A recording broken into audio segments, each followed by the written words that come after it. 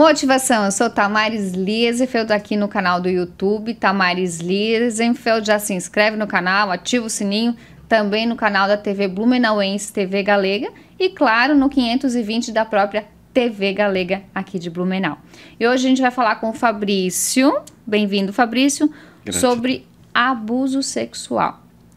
Abuso sexual é quando alguém impõe qualquer atividade sexual indesejada a outra pessoa sem a permissão ou consentimento. Isso, Fabrício? Exatamente. Bem-vindo.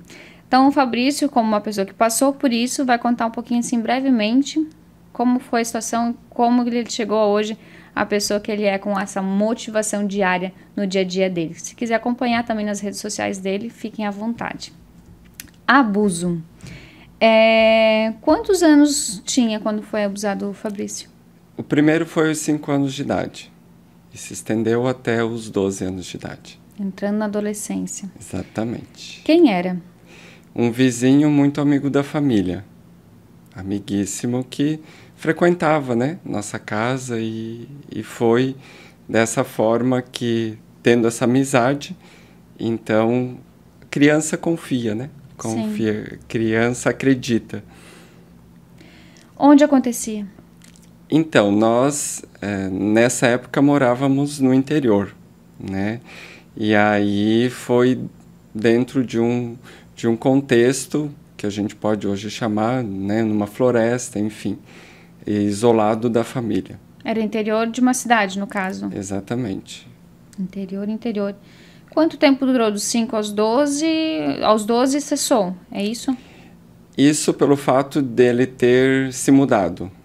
Senão teria continuado. Acredito que sim. Olha.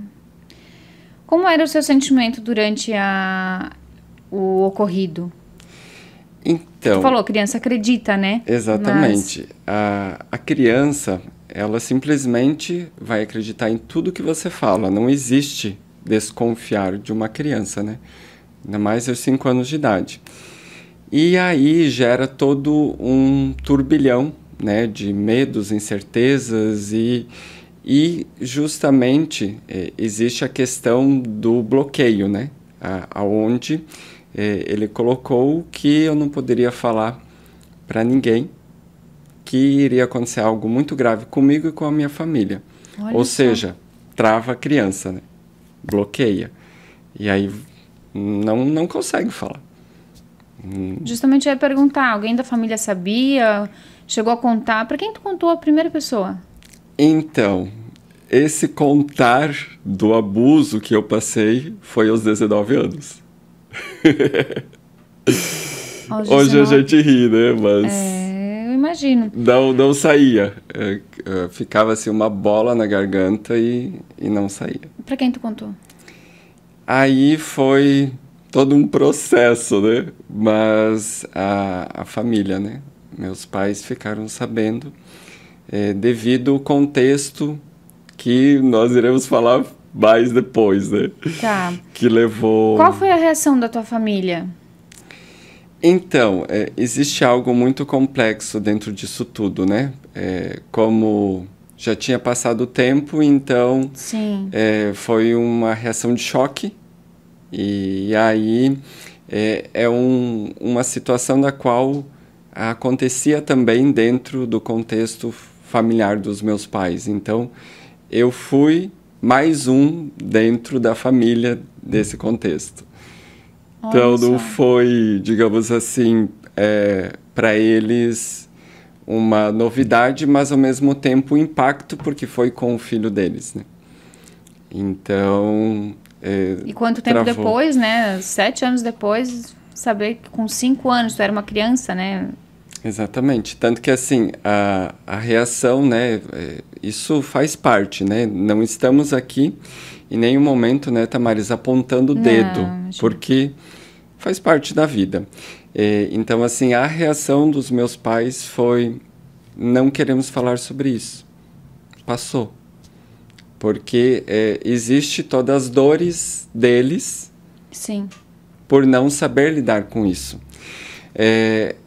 Né, me permita um adendo, a gente só consegue falar sobre uma situação quando você estar curado daquela situação. Como eu falei antes, né? Dava um nó na garganta e não saía.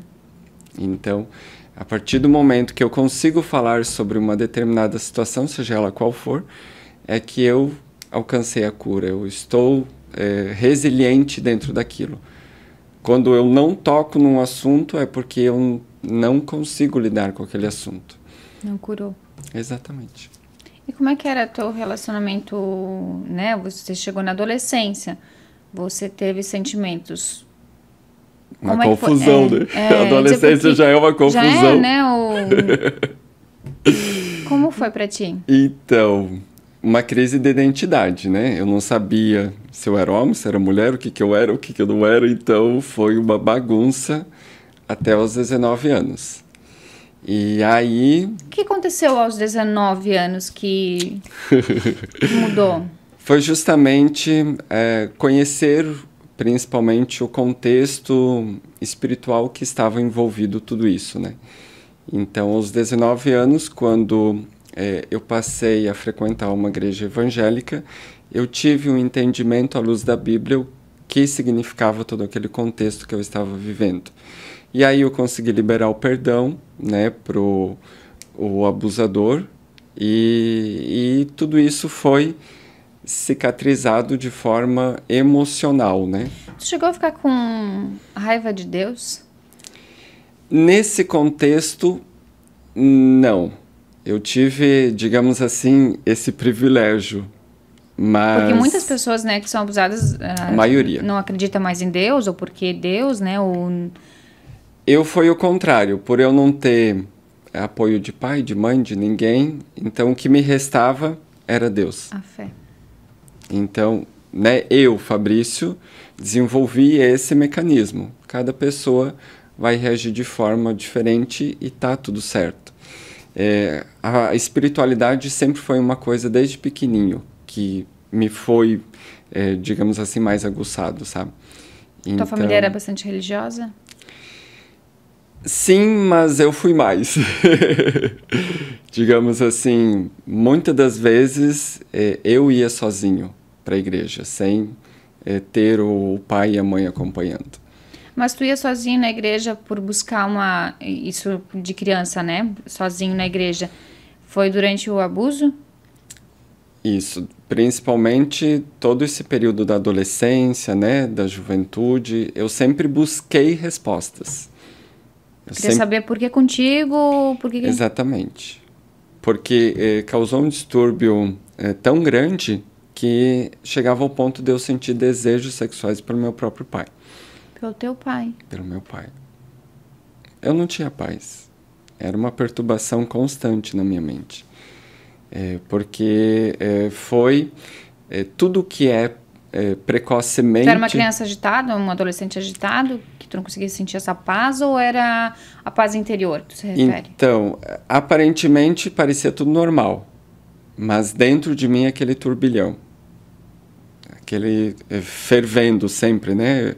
Pensamentos negativos e principalmente esse distúrbio sexual. A gente aqui não tem tanta abertura, mas são coisas bem complicadas. Sim. Que fazem você fazer coisas que você nem se acredita. Então, hoje eu tenho toda essa consciência, né? Que por conta de ter sido algo precoce, perdeu toda a normalidade, né? Então, segue caminhos muito mais... digamos assim, tenebrosos. Como o abuso afetou a tua vida? Em todos os sentidos, em todos os aspectos, de todas as formas possíveis. Profissional, espiritual, emocional? Tudo. Tudo, tudo, tudo. Principalmente o meu relacionamento interpessoal. A maneira que eu me relacionava comigo mesmo. Extremamente abusiva. Extremamente crítico, condenador, julgador.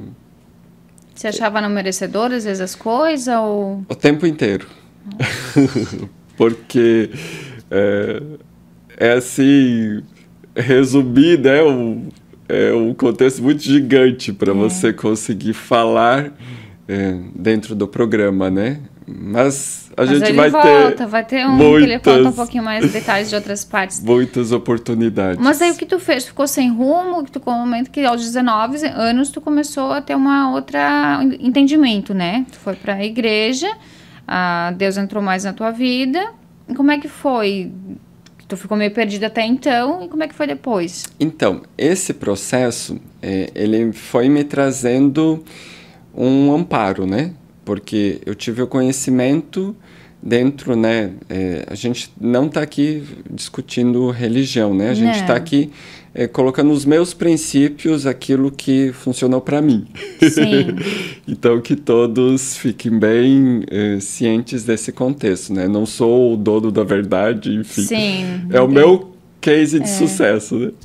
E, então, assim, para mim ficou muito mais claro entender, à luz da Bíblia, o que é o homem e o que é a mulher, para mim, né? Então, já saiu aquela dúvida de quem eu sou, porque eu queria saber quem eu era, né?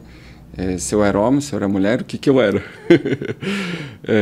Fisicamente, todas as condições de um homem, né? Sim. Nenhuma questão hermafrodita ou coisa assim. Entendi. Então...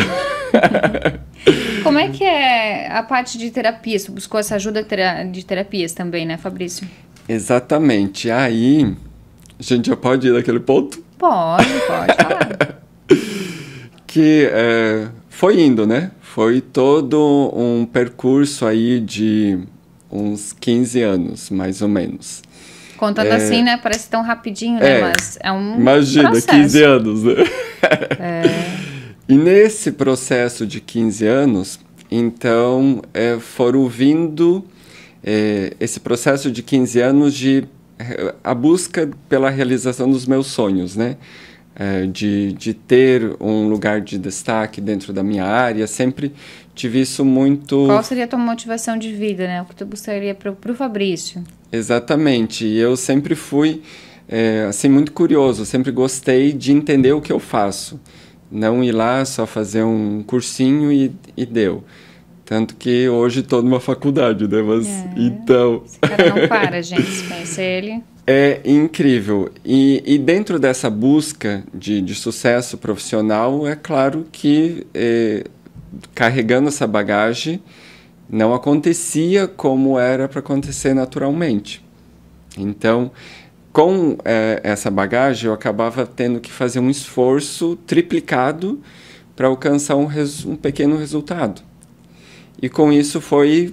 principalmente o meu físico, né? Foi desgastando, foi tendo vários problemas de saúde, como hipoglicemia de uma forma bem severa, que tive vários desmaios, e tudo isso a gente tratando dentro da medicina, né? Buscando, né, através dos médicos, especialistas, como resolver essa situação. E foi se agravando, o contexto foi se agravando ao ponto que desencadeou uma síndrome do pânico. E ali foi aonde... Sabe quando tudo desaba? Fundo do poço? Tu disse que chegou... Ali foi o teu fundo do poço? Ali foi. Porque a síndrome do pânico é a mesma sensação de um infarto. Eu fui para o pronto-socorro achando que eu estava infartando. Olha. Você tem a dor no peito... Você tem o disparo do coração, parece que o coração vai sair pela boca, formigamento das mãos, moleza nas pernas. Parece que o teu corpo está se desmanchando. Qual foi o teu sentimento ali? Tô indo. Chegou a minha vez. Simplesmente assim, já comecei a me acertar, pedir meus perdão. Olha só. E aí, chegou a minha vez. Tô indo. Aí fiz tudo que é exame ali, o eletro e tal. Você não tem nada. O que o médico te falou? Como assim, não tenho nada? Cheguei aqui quase morrendo? Pelo menos achei que já estava indo? Pressão tranquila, tudo certo. Teu problema é emocional, você teve uma crise de pânico. Como assim? Eu? Com pânico? Do quê? E aí foi aonde começou uma outra busca dentro de uma medicina mais especializada, dentro de outros tipos de tratamentos, né? E tive uma melhora, mas eu não alcancei a cura completa, ao ponto que, quando aconteceu essa situação, né, de estourar a síndrome do pânico, eu fiquei mais ou menos 1 ano sem poder tomar café. Porque se eu tomasse café ou qualquer né, chá energético, piorava. A sensação parecia que ia sair pela boca o coração, né? De uma forma lúdica. Aí passou esse 1 ano. Aí, aonde fui fazer mais exames. Aí, exames mais detalhados, quando fiz o ultrassom do coração, e não tinha nada. Tu queria se curar? Porque ninguém consegue viver com uma dor. E é meu. Como é que é essa dor do abuso, Fabrício? Que tu viveu ela dos 5 aos 7. Como é que é essa dor pra ti? Hoje ela tá onde? Porque aquilo é um fato, aconteceu na tua vida. Quando tu lembra disso, como é que é? É uma dor ou o que te remete a essa situação, essa fase da tua vida? É como se eu estivesse contando a história de alguém. É mesmo? Não a minha história. Ao ponto porque, assim, eu já converso com o Fabrício há muitos anos e ele fala, né, da situação, tipo, realmente, como ele falou ali. Abertamente. Abertamente, como se fosse até de outra pessoa. Hoje sim. Dizendo pra pessoa o que ela tem que fazer, ou, né, agir, porque... buscar ajuda, se curar, se perdoar, porque uma coisa que a gente não muda é o passado. Não. Né? E a gente não consegue fazer alguma coisa do futuro. O presente, sim. O agora a gente consegue fazer dele tá nas aqui, nossas mãos, né? A gente almeja ali no futuro, como tu tem outros desejos, né? Futuros, né? Tá fazendo mais uma faculdade. Mas e o agora, assim? A gente vê que tu tá no agora. Você vive como se fosse muito precioso o tempo que tu tem agora. Exatamente isso. Às vezes as pessoas esquecem desse presente, pensam só lá no futuro ou remoem o passado. Isso era o que eu vivia. Preso ao passado e preocupado com o meu futuro. Só que tudo isso, Thammaris, não era consciente. Eu não tinha consciência que o abuso fazia isso comigo. Aí, nesse momento que o médico disse, o teu problema é emocional, eu não tenho mais nada o que fazer para você. Fiz tudo o que estava ao meu alcance. Aí, o que tu fez? Eu pensei, e agora? Como que eu vou lidar com isso? Eu tenho uma dor física. A sensação da aritmia existia. E aí, foi onde eu fiz uma especialização em psicossomática, né, dentro do contexto da terapia capilar que eu trabalho, e todas as respostas vieram. Foi aonde eu entendi que a minha infância refletia sobre a minha vida de adulto. Foi ali que eu entendi que eu, com 33 anos, quando desencadeou a síndrome do pânico, havia sido um reflexo dos meus 5 anos, né? Então, começou a juntar o quebra-cabeça. Sim. Porque a pior coisa, acredito que, né, qualquer pessoa sinta isso, é o desespero de você querer respostas. A aflição de você não entender o que está acontecendo com você. Isso era torturador. Só isso já tinha que fazer uma força muito grande para poder sair da cama. E qual foi a tua motivação? A minha motivação foi justamente ir lá, olhar para a minha infância, ressignificar tudo aquilo através de terapias e conseguir liberar toda aquela dor. E aí, dessa forma, eu consegui entender que o problema estava lá, no início da minha vida. E com isso fui trabalhando ao ponto que me tornei até terapeuta. Baita terapeuta. Como um propósito de vida para poder levar isso para as pessoas com muita naturalidade. E é incrível, assim, uns 70% dos clientes que eu atendo na terapia passou pelo abuso sexual. São, digamos assim, as pessoas que eu acabo atraindo, porque é a minha expertise, é a minha vivência, e muitos deles falam, se você... Dizem que a gente é energia, né? Então a gente... Atrai. Atrai, né? E muitos deles relatam, se você conseguiu, eu também vou conseguir. E assim, não são clientes com 20, 30 anos. 40, 50, 60 anos de idade. Que estão se curando agora. Porque perdoaram aquela situação. Exatamente. Porque hoje a gente está numa sociedade um pouco mais aberta, mais moderna. E se fala um pouco mais aberto sobre abuso sexual. Por mais que tenha muito tabu ainda. Mas antigamente... Existe a vergonha também da pessoa que foi abusada, né? Ah, aconteceu comigo, alguma coisa assim. Exatamente. Principalmente mulheres, né? A questão, né, da cultura. Como que eu vou casar não sendo mais virgem?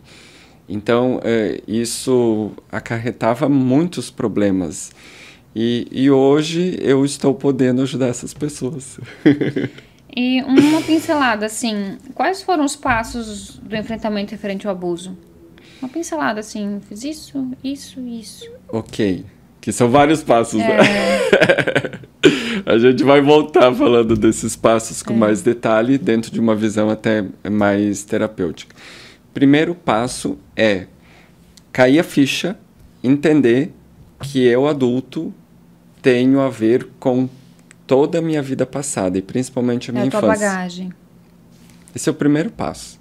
Quando a minha ficha caiu, que a gente não muda de corpo. A gente não vai cada fase da nossa vida trocando de corpo. É o nosso próprio corpo que vai crescendo e as células vão se replicando, mas trazendo aquela mesma informação. Então, quando eu fui lá, que a gente chama de criança interior, e acolhi e entendi, foi onde tudo começou a fluir. O segundo passo é se perdoar. Porque toda criança existe um processo, estou eu aqui falando de forma científica, é involuntário, vem. Tá. Deixa para outro momento, né, Tamaris? Deixa para outro momento. Então, esse contexto que eu carregava culpa, como se eu tivesse atraído o abuso. Então, num outro quadro, a gente explica como que o cérebro faz isso. Tá. Mas existia essa culpa, como se eu tivesse causado o abuso. Que às vezes até as pessoas devem estar se perguntando, tá, mas como? Tu não era culpado, né? É que o cérebro da criança trabalha diferente do cérebro de adulto, gente. Eu queria te fazer uma pergunta. Tu sempre buscou muito a Deus, né? Desde aquele pequeno. Tu até falou assim, naquela fase você buscou muito a Ele e hoje muito mais, né? O que o Fabrício teria para passar para as pessoas que passam por isso ou têm vergonha de falar sobre o assunto? É dentro de uma visão espiritual? Espiritual. Ok. Primeiro princípio que me fez cair todas as fichas, né? Deus só tem bons pensamentos a nosso respeito. E como ser humano? Como ser humano, se, né, o Todo-Poderoso, enfim, que cada um atribui, só tem bons pensamentos a meu respeito, por que eu só vou pensar mal a meu respeito? Não faz sentido. Eu estou sendo incoerente comigo mesmo. Te amar primeiro para poder amar. Porque tudo passa pelo pensamento, sentimento e vira uma atitude. Nada vem assim. Ah, isso me aconteceu. Não. É todo um processo de atração, de sintonização, né? Como a gente comentou antes. Então, isso gera todo um fluxo para que as coisas se encaixem. Porque quando eu vou contra a ordem, né, do fluxo do universo, né, que Deus deixou, enfim, eu estou criando desequilíbrios. E eu vivo mais dentro de um looping de desequilíbrios. E a tua família hoje, você se relaciona normalmente? Vocês têm vínculo? Temos. Tem todo um contexto, principalmente de admiração, né? O que tu é hoje tudo, Fabrício? Só para as pessoas saberem um pouquinho, para num outro momento tu vir contar.